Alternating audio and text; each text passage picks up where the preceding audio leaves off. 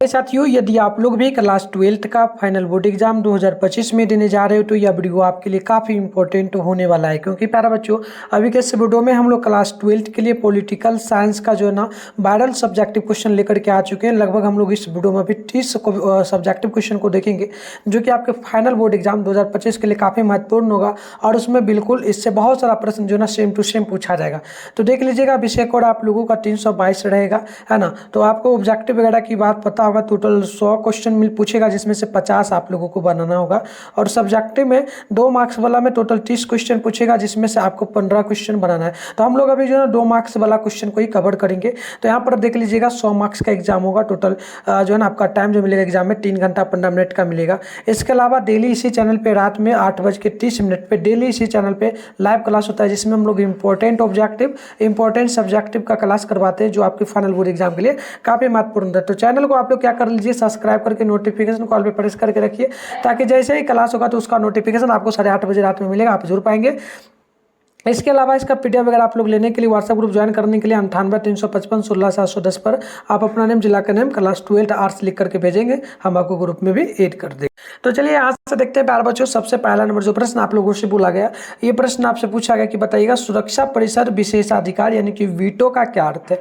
ठीक है, याद रखिएगा, इंग्लिश में भी क्वेश्चन दिया जा रहा है तो बिल्कुल इसका जो उत्तर होगा आप लोग ध्यानपूर्वक याद रखेंगे। सुरक्षा परिषद में विशेषाधिकार यानी कि वीटो का मतलब किसी निर्णय को स्थगित करने या रद्द करने का अधिकार है।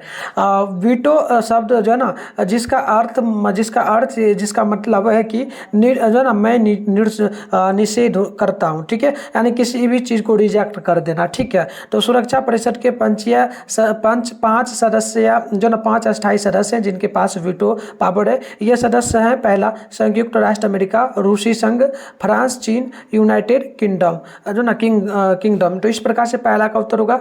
2 नंबर क्वेश्चन आप लोग देखेंगे तो ये बोला कि विश्व व्यापार संगठन के क्या क्या उद्देश्य हैं। तो उत्तर याद रखिएगा, विश्व व्यापार संगठन के निम्नलिखित उद्देश्य हैं। पहला आप लिख सकते हो कि इसकी स्थापना 1995 में हुई। यह अंतर्राष्ट्रीय संगठन वैश्वीकरण व्यापार के नियमों को तय करता है। आगे दूसरा पॉइंट आप लिख सकते हैं, यह संगठन general agreement on trade and जो ना टैरिफ के उत्तराधिकारी के रूप में कार्य करता है जो दूसरे विश्व युद्ध के बाद अस्तित्व में आया था। आगे नेक्स्ट क्वेश्चन यहाँ पर देख लीजिएगा, प्रश्न है कि नक्सलवाद के किन्हीं 2 कारणों को बताए। तो उत्तर याद रखिएगा, नक्सलवाद की उत्पत्ति निम्नलिखित कारण से हुई है। तो पहला पॉइंट आप याद रखिएगा, नक्सलियों का कहना है कि वे उन आदिवासियों और गरीबों के लिए लड़ रहे हैं जिसको सरकार ने दशकों से अनदेखी की है। वह जमीन के अधिकार एवं संसाधनों के बंटवारे को लेकर लड़ रहे हैं। दूसरा पॉइंट याद रखिएगा, यहाँ ना सड़कें हैं, ना पीने के लिए जो ना पानी की व्यवस्था, ना शिक्षा, ना स्वास्थ्य संबंधित सुविधा और ना ही जो ना रोजगार की अवसर है। आगे देखिएगा 4 नंबर क्वेश्चन जो होगा ये होगा कि अविश्वास प्रस्ताव से आप क्या समझते हैं, है ना। तो बिल्कुल देख सकते हैं, what do you mean by no condition motion. तो याद रखिएगा उत्तर होगा कि संसदीय प्रक्रिया में अविश्वास प्रस्ताव का एक संसदीय प्रस्ताव होता है जिसे पारंपरिक रूप से जो ना विपक्ष द्वारा सरकार को हराने या कमजोर करने की उम्मीद से रखा जाता है। जैसे कि आप लोग संसद भवन में देखते हो, उसमें क्या होता है कि एक तरफ जैसे बीजेपी का भी सरकार है और वहाँ पर कांग्रेस जो है महागठबंधन मिल करके क्या करती है, हमेशा जो ना बीजेपी को घेरती है, मतलब सरकार को घेरती है हर एक मुद्दे में, जो भी मुद्दा हो, है ना। तो इस प्रकार से ये इस क्वेश्चन का उत्तर हो सकता है। आगे बढ़ेंगे, क्वेश्चन नंबर 5 हो जाएगा। 5 नंबर है कि गुप्त निरपेक्ष आंदोलन की 2 उपलब्धियों को बताए। तो याद रखिएगा, गुप्त निरपेक्ष आंदोलन की 2 उपलब्धियां निम्नलिखित है। तो आप पॉइंट वाइज लिख सकते हैं। पहला लिख दीजिएगा, गुप्त निरपेक्ष राष्ट्रों ने आणविक अस्त्र के खतरे को दूर करके अंतर्राष्ट्रीय जगत में शांति स्थापित करने की तथा सुरक्षा को बनाए रखने में योगदान दिया। दूसरा पॉइंट लिख दीजिएगा, विश्व के छोटे छोटे विकासशील तथा जो ना विकासशील और विकसित राष्ट्रों को किसी भी सैनिक गुट में शामिल से रोका जा सका है।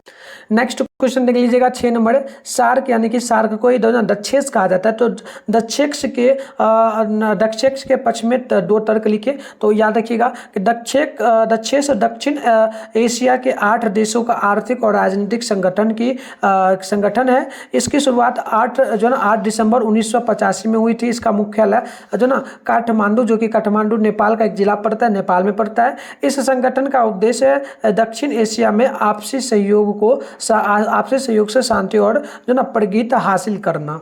आगे आप लोग देखेंगे 7 नंबर क्वेश्चन है। 7 नंबर क्वेश्चन बोला कि भारतीय राजनीति में क्षेत्रीय दलों की क्या भूमिका है। तो आप याद रखिएगा इसका उत्तर जो होगा, इसका उत्तर होगा कि ऐसा दल जो पूरे देश में नहीं होती बल्कि जिसका अर्थ किसी प्रांत या राज्य या उसके छोटे से क्षेत्र तक सीमित होता है, उसे ही जो है ना क्षेत्रीय दल कहा जाता है। भारतीय राजनीति में क्षेत्रीय दलों की बहुत बड़ी भूमिका है। आज के दिन हर जगह क्षेत्रीय दल मौजूद हो रही है। या दल जनता की बात को सुनती है और फिर सरकार के सामने मांग रखती है। क्षेत्रीय दल जनता की भाषा को आसानी से समझ आती है और यह दल हमेशा अपने क्षेत्र के लोगों को आपस में जो है ना आसपास रहती है ना। जैसे कि आप लोग जानते हैं, आप लोग पढ़ाई वगैरह करते हैं स्टूडेंट, आप लोग देखेंगे बहुत सारा स्टूडेंट के रूप में भी लीडर यानी कि नेता होता है। जो लोग कभी कभी यूनिवर्सिटी या कॉलेज में कुछ गड़बड़ी होता है तो उसको लेकर के बात रखा जाता है। तो यही दल का बात यहाँ पर किया गया है। आगे आप देखेंगे तो 8 नंबर क्वेश्चन है, ये आपसे पूछा क्या गया, ध्यानपूर्वक देखिएगा। देखिए क्वेश्चन जो पूछा ना, क्वेश्चन पूछा कि भारतीय संविधान में दिए गए स्वतंत्रता के मौलिक अधिकार की 2 विशेषताएं लिखिए। तो आपको लिखना है भारतीय संविधान के मौलिक अधिकार की 2 विशेषताएं निम्न है। पहला, कानून के समक्ष समता। दूसरा लिखिएगा इसमें बोलने, सभा, संघ, आंदोलन और निवास की स्वतंत्रता शामिल है।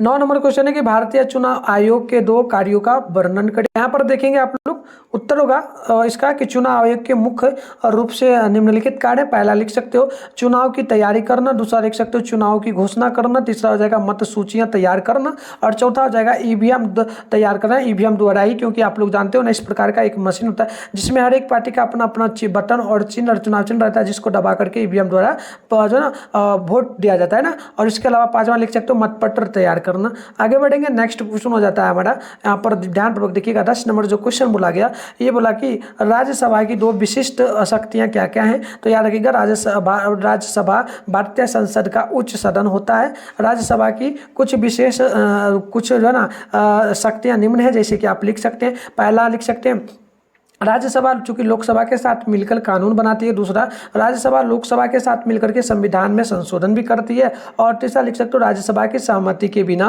कोई विधेयक कानून नहीं बन सकता है। आगे नेक्स्ट क्वेश्चन यहाँ पर हो जाता है हमारा 11 नंबर की भारत में मानवाधिकार की स्थिति पर एक संक्षिप्त टिप्पणी लिखे, है ना। तो लिख सकते हो, देखो क्वेश्चन है कि right A short note on the status on human rights in India. तो देखिए इसका जो उत्तर होगा, मानवाधिकार वे अधिकार है जो हमारे पास सिर्फ इसलिए है क्योंकि हम इंसान है। ये अधिकार किसी भी देश द्वारा नहीं दिए जाते हैं। राष्ट्रीयता, लिंग, रंग, भाषा या किसी अन्य स्थिति की परवाह किए बिना ये जो है ना सार्वभौमिक अधिकार हम सभी के लिए दिया गया है। भारत में ये अधिकार कानूनों द्वारा संरक्षित और भारतीय अदालतें और सरकार यह सुनिश्चित करती है कि ये सभी मिले हैं। तो चलिए आगे नेक्स्ट क्वेश्चन 12 नंबर है। 12 नंबर क्वेश्चन की भारत के प्रधानमंत्री की किन्हीं 2 शक्तियों का वर्णन करें। तो भारत के प्रधानमंत्री के पास 2 शक्तियां क्या क्या हैं। तो देखिए देश की रक्षा करना, दूसरा होगा शासन व्यवस्था सही से चलना, इसके बाद हम जो है ना नीतिगत फैसले लेना, आर्थिक और सामाजिक नीतियों का निर्धारण करना,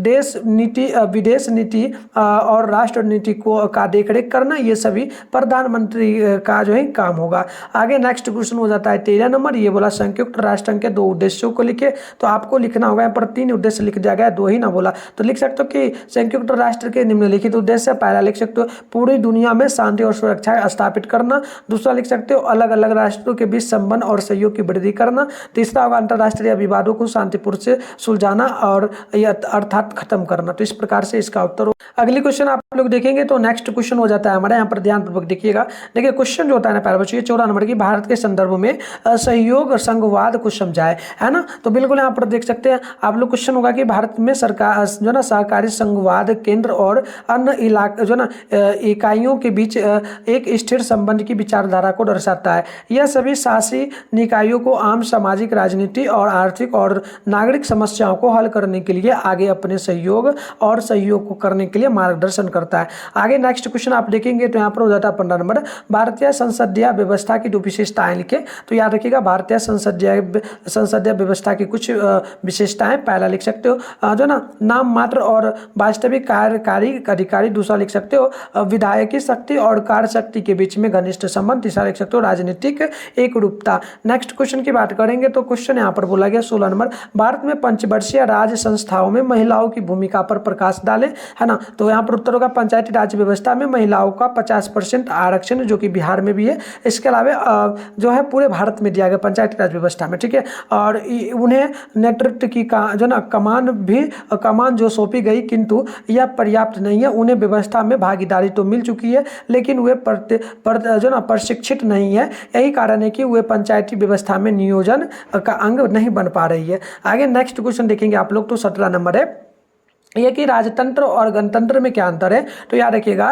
राजतंत्र और गणतंत्र का मुख्य अंतर प्रशासन का होता है। राजतंत्र में क्या होता है, एक राजा या रानी होती है जो वो अपने आने वाली पीढ़ी को राज्य का अगला शासक बना देती है। जैसे कि पहले के टाइम में राजा होता था, राजा का बेटा या बेटी जो थी वही आगे चल करके राजा या रानी बनती थी। लेकिन वो हो गया किसका, राजतंत्र का बात है। अब क्या हुआ, वही गणतंत्र में देश की जनता वोट दे करके अपनी सरकार चुनती है। क्योंकि अभी के टाइम पे हमारे देश में गणतंत्र यानी कि लोकतंत्र, यहाँ पर क्या होता है कि हम लोग जनता जो है चुनाव क्या करती है, वोट देती है और सरकार बनाती है, और वो सरकार जो है ना हमारे लिए काम करती है, देश के लिए। चलिए आगे बढ़ेंगे। 18 नंबर क्वेश्चन बोला जा रहा है कि भारत और चीन में चीन के 1962 के युद्ध में किन्हीं दो परिणामों का वर्णन करें। तो आप यहाँ पर उत्तर लिख सकते हो, भारत और चीन के बीच संबंध बिगड़ गए जिनके निम्नलिखित कारण थे। पहला लिख सकते हो सीमा विवाद था, दूसरा था चीन के द्वारा पाकिस्तान को सैनिक मदद देना, इसका बाद पांचवा लिख सकते हो, पांचवा नहीं तीसरा होगा चीन कश्मीर जो ना कश्मीर के संबंध में दृष्टिकोण, इस प्रकार से संबंध बिगड़ा था। अगले क्वेश्चन है 19 नंबर की, क्षेत्रवाद क्या है। तो बिल्कुल लिख सकते हो, सामान्य तौर पर क्षेत्रवाद को किसी क्षेत्र विशेष के सामान्य लोगों द्वारा उस क्षेत्र के प्रति भावनात्मक एकता के रूप में समझा जाता है। अतः क्षेत्रवाद उसे माना है जिसके द्वारा एक ही क्षेत्र के लोग आपस में कई प्रकार के जो है ना कई प्रकार से एकत्र महसूस जो है ना करते हैं। सभी क्षेत्रों के लोग अपने क्षेत्र के प्रति विशेष लगाव रखते हुए सरकार के समक्ष जो है ना कुछ मांगे रखते हैं, जिससे कि उनके क्षेत्र का विकास हो सके। इसे ही क्षेत्रवाद कहा जाता है। आगे बढ़ेंगे तो नेक्स्ट क्वेश्चन हमारा हो जाता है जो ना अब 20 नंबर की, गठबंधन राजनीति का भारतीय लोकतंत्र में क्या महत्व है। तो आप देखेंगे उत्तर होगा, जब किसी राजनीतिक दल को संसद में जो ना स्पष्ट बहुमत प्राप्त नहीं होता है तब कुछ दल मिलकर के गठबंधन सरकार बनाते हैं। अभी के टाइम में आप लोग देखोगे जो 2024 का जो है ना लोकतंत्र का चुनाव हुआ है लोकसभा का, उसमें क्या हुआ था कि बीजेपी को जो है सीट मिला था कम, ठीक है। जिसके कारण क्या हुआ, आप लोगों को एक पता होगा जो ना जेडीयू ही ना था, जो कि नीतीश कुमार का एक सरकार है वो हुआ, और एक जो ना आंध्र प्रदेश के मुख्यमंत्री हैं उनके द्वारा वो सभी उन दोनों पार्टी को मिला करके बीजेपी को जो है ना सरकार बनाना पड़ा। तो इसी को कहा जाता है गठबंधन की सरकार। इतना आपको समझ में आ चुका है। अब देखिए, यादव आपसे सहमति से एक नेता का चयन यानी प्रधानमंत्री के रूप में करते हैं। भारतीय लोकतंत्र में गठबंधन राजनीति का बहुत महत्व है। इसके वजह से कई सारे दल जो बहुमत नहीं पाते भी हैं तो फिर भी वो गठबंधन की सरकार बना लेते हैं। अभी के टाइम में बीजेपी का जो है ये गठबंधन का सरकार बना हुआ है, ठीक है, लोकतंत्र में। चलिए आगे बढ़ेंगे। नेक्स्ट क्वेश्चन हमारा हो जाता है 21 नंबर की, भारतीय संविधान की किन्हीं दो विशेषताओं का वर्णन करें। तो उत्तर होगा, भारतीय संविधान की प्रमुख विशेषताएं निम्नलिखित है। तो आप यहाँ पर लिख सकते हो पॉइंट वाइज। पहला लिखोगे कि लिखित एवं विशालात्मक संविधान। देखिए, भारत का संविधान विश्व के अधिकतर संविधानों की तरह एक लिखित संविधान है। दुनिया भर में सबसे विशाल संविधान है। 26 जनवरी 1950 को भारत में लागू किया गया संविधान 22 भागों में विभाजित था। इसमें जो ना 395 अनुच्छेद और 19 अनुसूचियां थे। आजकल जो ना 12 अनुसूचियां हैं। आगे बढ़ेंगे। इसी में और आपको लिखना है कि जनता का अपना। देखिए, भारत के संविधान की एक महत्वपूर्ण विशेषता यह है कि जनता का अपना संविधान है और इसे जो है ना जनता ने स्वयं अपनी इच्छा से अपने ऊपर लागू किया। हम भारत के लोग भारत में एक संपूर्ण प्रभुत्व, संपूर्ण समाजवादी, धर्मनिरपेक्ष, लोकतंत्रात्मक गणराज्य स्थापित करते हैं। तो इस प्रकार से होगा। आगे बढ़ेंगे तो 22 नंबर क्वेश्चन यहाँ पर बोला गया, पंचायती राज की दो जो ना उद्देश्य को बताएं। तो उत्तर होगा, पंचायती राज संस्थाओं का काम आर्थिक विकास करना, सामाजिक न्याय को मजबूत करना और तथा राज्य सरकार और केंद्र सरकार की योजनाओं को लागू करना। भारत में चीन का जो ना प्राचीन काल से ही पंचायती राज व्यवस्था अस्तित्व में रही है। आगे नेक्स्ट क्वेश्चन आप लोग देखेंगे तो 23 नंबर क्वेश्चन बोला गया, भारतीय संविधान के 73वें संशोधन का महत्व क्या है। तो याद रखिएगा, भारतीय संविधान के 73वें संशोधन का उद्देश्य स्थानीय शासन को जो ना मजबूत बनाना और पूरे देश में इसकी संरचना और कार्यप्रणाली में एक रूपता सुनिश्चित करना, यह संशोधन 1992 में संसद द्वारा पारित किया गया था और 24 अप्रैल 1993 को लागू किया गया।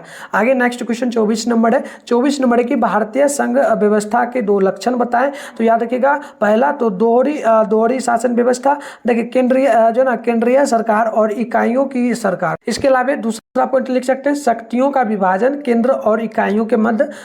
तीसरा लिखेगा संविधान की सर्वोच्चता। तीसरा लिखेगा लिखित संविधान। आगे हम लोग बढ़ेंगे तो नेक्स्ट क्वेश्चन हो जाता है हमारा 15 नंबर बोला गया कि सर्वोच्च न्यायालय को संविधान का संरक्षक क्यों माना जाता है। तो याद रखिएगा प्यारे बच्चों, यहाँ पर बिल्कुल जो इसका उत्तर होगा भारत के सर्वोच्च न्यायालय को संविधान का संरक्षक माना जाता है, जिसका निम्न कारण है। पहला, संविधान में सर्वोच्च न्यायालय को अंतिम फैसला देने का अधिकार प्राप्त है। दूसरा, सर्वोच्च न्यायालय उन कानूनों को निरस्त करने की शक्ति रखता है जो संविधान के अनुरूप यानी कि संविधान के खिलाफ हो। तीसरा लिखिएगा कि यह भारतीय संविधान के अनुच्छेद 32 के तहत मौलिक अधिकारों का उल्लंघन का बचाव करता है। आगे बढ़ेंगे, नेक्स्ट क्वेश्चन हो जाता है हमारा ध्यानपूर्वक देखिएगा 26 नंबर क्वेश्चन बोला गया। ये बोला गया कि लोकसभा के वित्तीय शक्ति पर संक्षिप्त टिप्पणी लिखे। तो आपको लिखना है भारतीय लोकतांत्रिक व्यवस्था में वित्तीय मामलों में लोकसभा की शक्ति सर्वोच्च माना जाता है। लोकसभा द्वारा एक बार सरकारी बचत अथवा धन संबंधी कोई कानून पास कर देने के बाद राज्यसभा इसे मना यानी कि अस्वीकार नहीं कर सकती। राज्यसभा इसमें केवल 14 दिनों की देरी कर सकती है अथवा इसमें संशोधन का सुझाव दे सकती है। नेक्स्ट क्वेश्चन यहाँ पर 17 नंबर आपका 27 होता है। भारतीय संविधान में दिए गए किन्हीं 2 मौलिक कर्तव्यों का वर्णन करें। तो 27 का उत्तर हम लोग नहीं लिखे क्या, चलो इसका उत्तर हम लोग छोड़ते हैं, इसको छोड़ देना, नेक्स्ट क्लास में हम लोग कवर करेंगे, टाइपिंग नहीं होगा। चलिए क्वेश्चन नंबर 28 है भारतीय संविधान के प्रस्तावना का महत्व क्या है। तो भारतीय संविधान की प्रस्तावना में नागरिकों के लिए राजनीतिक, आर्थिक और सामाजिक न्याय के साथ साथ स्वतंत्रता के सभी रूप शामिल है। प्रस्तावना नागरिकों को अपनी आपसी भाईचारा और बंधुत्व के माध्यम से व्यक्तित्व के सम्मान तथा देश की एकता का और अखंडता के बारे में संदेश देती है।